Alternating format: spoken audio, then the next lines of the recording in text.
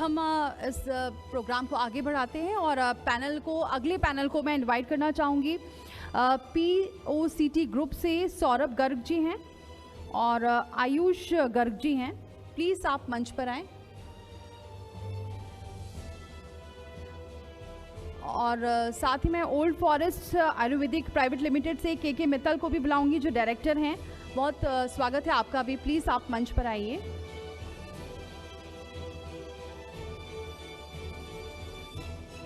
के मित्तल का मैं आपको ज़रा इंट्रोडक्शन दे देती हूँ। आप देख सकते हैं जो हमारे सामने हैं, युवा हैं और 4-5 साल से लगातार वो आयुर्वेदिक मेडिसिन में आगे बढ़ रहे हैं और कई ऐसी जो बीमारियां हैं उसे दूर कर रहे हैं। सबसे मेन जो अगर मैं हिंदी में कहूँ, जो सफ़ेद दाग होता है, एक स्पॉट होता है, धीरे धीरे पूरे शरीर पर हो जाता है और ये एक ऐसी बीमारी है, सब सोचते थे कि इसका कोई हल नहीं है, लेकिन इसका हल है और अब ये गारंटी देते हैं कि उसको ठीक कर सकते हैं। बस आपको मेडिसिन लेने हाथ। और मैं अपने सहयोगी को बुलाऊंगी। जयप्रकाश जी, प्लीज़ आप आइए। और आपको बताएं, सौरभ गर्ग जी और आयुष गर्ग जी, सभी एक बार तालियों से ज़रा स्वागत करिए हमारे साथ, क्योंकि ये हेल्थ सेक्टर कितना इम्पोर्टेंट है ये सभी जानते हैं। अब इसी पर हम ज़रा आगे बढ़ते हैं, चर्चा को आगे बढ़ाते हैं। तो देखिए, हमारे साथ हर सेक्टर के लोग हैं और हमारा मकसद ये है कि उनके मुद्दे क्या हैं, उनके ग्रुप क्या कर रहे हैं, उनका क्या मकसद है, उनकी आने वाली जनरेशन किस दिशा में काम कर रही है, उसी पर हम चर्चा कर रहे हैं और इसलिए हमारा ये खास कार्यक्रम चल रहा है। हमारे साथ आपको बता दें, सौरभ गर्ग जी हैं, POCT ग्रुप के चेयरमैन हैं, हेल्थ सेक्टर है उनका। आयुष गर्ग हैं, डायरेक्टर हैं। आपका भी बहुत बहुत स्वागत है। के मित्तल डायरेक्टर हैं old forest Ayurveda private limited के। चलिए सर, सबसे पहले मित्तल साहब आपसे ही चर्चा की शुरुआत कर लेते हैं फिर, क्योंकि आयुर्वेद का भी बहुत वो है, क्योंकि एलोपैथी और आयुर्वेद ये कॉम्पिटिशन होता है। आयुर्वेद के सेक्टर्स में क्यों चुना आपने? आपको लग रहा था कि आयुर्वेद का आगे एक भविष्य हो सकता है? देखिए, सबसे पहली चीज़ तो यही है कि आयुर्वेद जो है भगवान द्वारा दिया गया है। आज के दौर में मैंने देखा है कि patient means no patience. Patient को पेशेंस नहीं है किसी भी चीज़ का, और केमिकल बेस्ड प्रोडक्ट्स का इस्तेमाल करना स्टार्ट कर देते हैं, जिसके कारण बीमारी जो है वो जड़ से नहीं ख़त्म होती है। अगर मैं कोई एग्जांपल दूं आपको, किसी भी पेशेंट को कोई रोग लग जाता है तो उसको पता ही नहीं होता है कि ये रोग लगा क्यों है, और उसके कारण वो कोई ना कोई उल्टी सीधी मेडिसिन्स लेना चालू कर देता है, जिसके कारण वो रोग जो है बढ़ने लग जाता है। जैसे आयुर्वेद में कहा गया है 3 एलिमेंट्स होते हैं हमारे, वात पित्त कफ, और सारी बीमारियां जो हैं लगभग इसी के अंदर आती हैं। और अगर किसी पेशेंट का, मैं आपको बताता हूँ, अर्थराइटिस एक प्रॉब्लम होती है। उस अर्थराइटिस की समस्या में वात दोष की जो प्रकृति होती है वो बढ़ जाती है।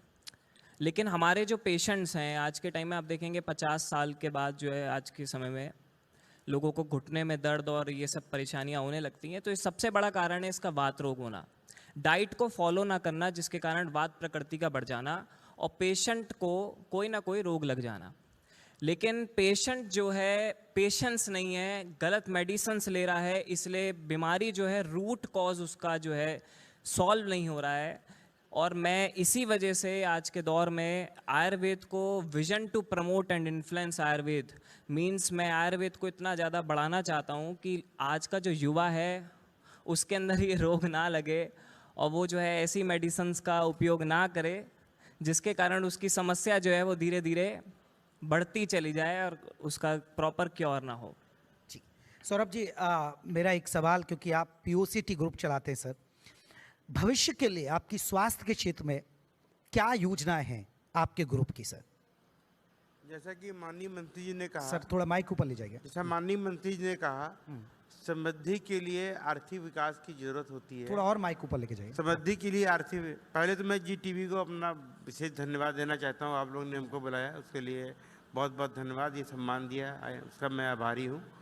और जो आपने क्वेश्चन किया उसके लिए मैं ये कहना चाहता हूँ कि समृद्धि के लिए आर्थिक विकास की जैसे ज़रूरत पड़ती है। कोई भी देश तभी समृद्ध होता है जब प्रत्येक व्यक्ति स्वस्थ हो।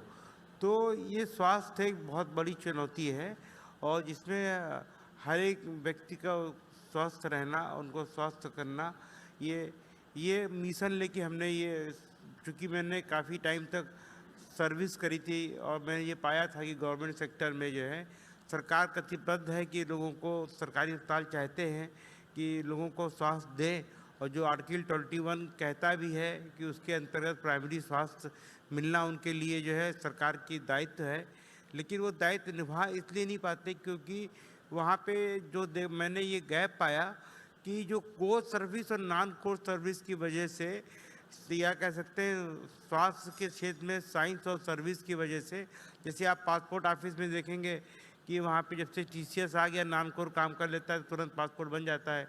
स्वास्थ्य क्षेत्र में आप देखेंगे जो मैं डायग्नोस्टिक में हूँ, डायग्नोस्टिक में क्या है कि जो नॉन कोर सर्विसेज, मशीन की मेंटेनेंस नहीं हो पा रही, कंज्यूमेबल नहीं है, ट्रेन मैन पावर नहीं है, उसकी वजह से अंदर का सिस्टम जो है चल नहीं पा रहा है। डॉक्टर का काम है रिसर्च करना, पढ़ाई करना, डॉक्टरों को प्रोड्यूस करना, और अस्पताल चलाना उनके लिए हैंड्स ऑन होता है। तो अस्पताल में ये नॉन कोर काम ना हो पाने की वजह से ये चल नहीं पा रहे थे। तो हमने एक इन हाउस कैपेसिटी मॉडल एक सरकार के सामने प्रपोज किया कि हम आपके सिस्टम को चलाने में जो साइंस वाला काम है आप लोग करिए, जो नॉन साइंस वाला काम है वो हम लोग चलाएंगे, क्वालिटी मेंटेन करना, जो भी आपके पैरामेडिकल स्टाफ है उनको ट्रेन करना, और जो भी गैप्स हैं उनको पूरा करना।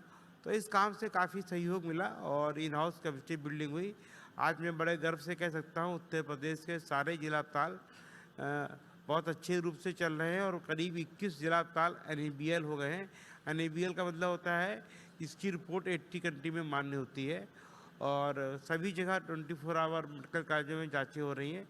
तो ये देखते हुए, कमी को देखते हुए इसको पूरा करने के लिए हमने ये किया और बाकी बहुत सारे काम किए। मैन्युफैक्चरिंग में मेक इन इंडिया को हम लोग ने प्राथमिकता दी कि यहाँ पे इंडिया में सामान बनता नहीं था। जैसे कोविड में देखा ऑक्सीजन की कमी थी, मेडिकल डिवाइसेस की कमी थी, उसकी वजह से जो है हम लोग ने बहुतों को खोया और चाइना से सामान मंगाते थे, चाइना वाले उन्होंने भी सामान देने में बहुत देर करी, 2 महीना 3 महीना लगाया।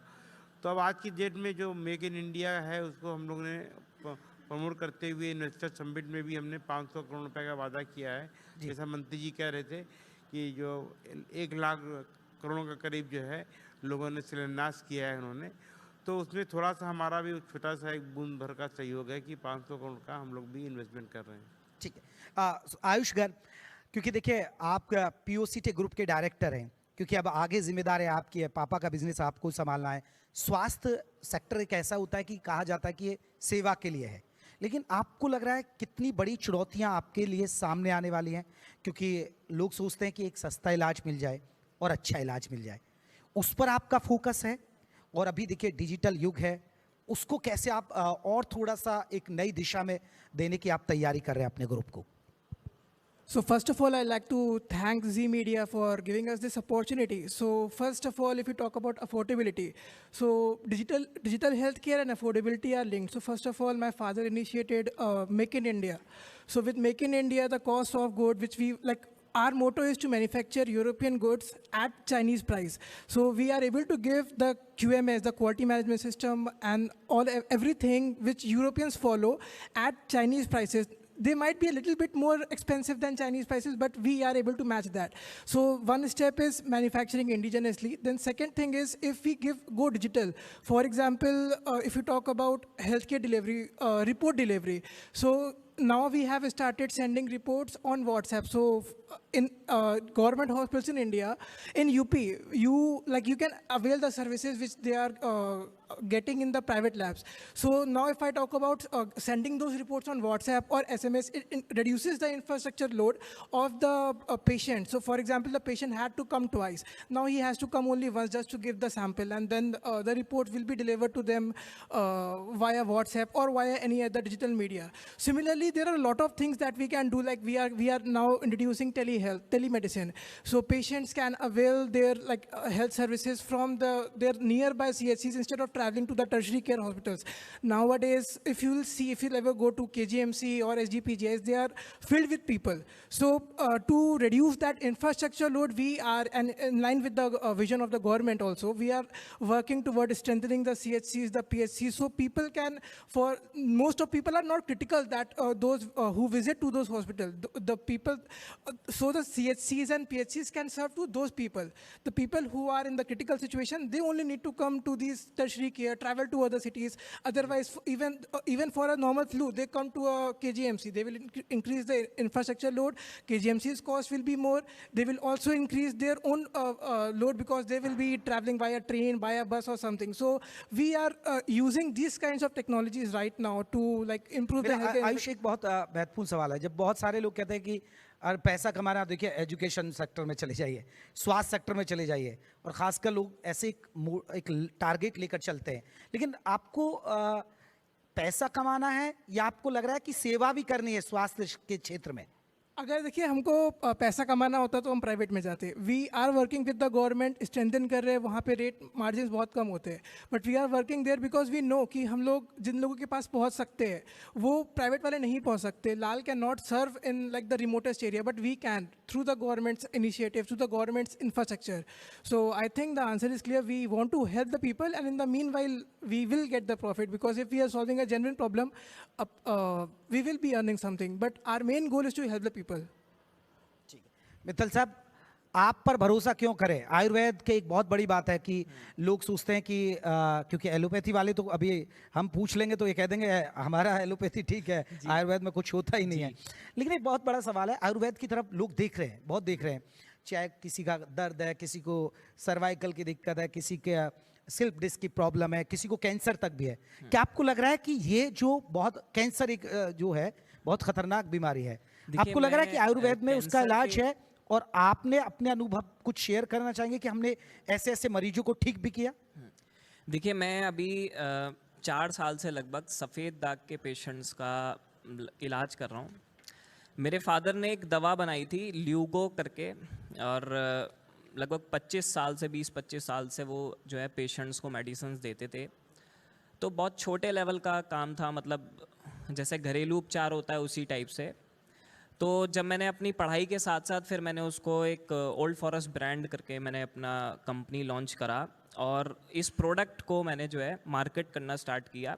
सो मैं डॉक्टर्स के पास जाता था वो प्रोडक्ट लेके, आयुर्वेदिक डॉक्टर्स जितने भी हैं, और धीरे धीरे मुझे उसके जो है, पहले तो फादर की बात इतनी नहीं मानी जाती है, हो सकता है कि रिज़ल्ट ना हो प्रोडक्ट में, लेकिन जैसे जैसे डॉक्टर से मेरे को बड़ा अच्छे रिजल्ट्स मिलने स्टार्ट किए, फिर मेरी पढ़ाई भी चल रही थी साथ में, तो मैं भी खुद भी डॉक्टरी कर रहा था।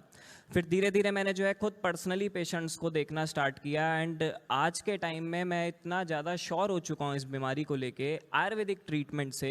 कहाँ इतने साल से सफ़ेद दाग की समस्या से लोग इतने परेशान थे, इवन इस बीमारी को छुआछूत तक की बीमारी कहते हैं। और गाँव की ऑडियंस जो होती है, गाँव में पहले लोग सुसाइड कर लेते थे इस बीमारी के कारण, और आज के टाइम में मैं पेशेंट्स को 3 मंथ का गारंटी देता हूँ कि if you are not getting result from our medicines, we will give you free medicines. After जितना भी ट्रीटमेंट चलेगा वो फ्री चलेगा हमारी संस्था से, अगर रिजल्ट नहीं मिलता है तो। इतना ज़्यादा श्योरिटी हो चुकी है, क्योंकि world wide we have a lot of proof right now.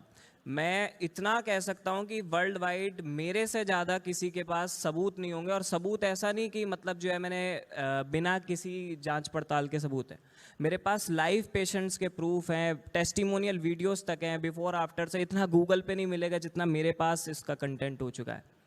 इतने पेशेंट हैं, लगभग लाखों पेशेंट का मेरे पास इलाज चल रहा है आज के टाइम में विटिलिगो का। और मैं अभी कोई और बीमारी पर भी जब काम करूँगा तो पूरी कोशिश करूंगा कि ऐसे ही कोई गारंटी रिजल्ट्स निकालें और अपनी ऑडियंस को दिखाएं। ये एक बहुत बड़ी बात है। और देखिए, सबसे बड़ी बात है, हम संवाद तो कर रहे हैं, जो हमारा कॉन्क्लेव है नेक्स्ट जनरेशन, लेकिन आप लोगों के लिए जो तमाम हॉल में लोग बैठे हुए हैं उनके लिए हमने फ़ायदा भी कर दिया है। अब जैसे हमारी चर्चा खत्म होगी, आप इनको पकड़ लीजिए, नहीं ओपीडी की फीस आपकी बच जाएगी, ये बता देंगे। बहुत बहुत शुक्रिया आप तीनों मेहमानों का हमसे बातचीत करने के लिए। बहुत बहुत शुक्रिया आप तीनों का हमारे साथ जुड़ने के लिए, अपने अनुभव साझा करने के लिए। और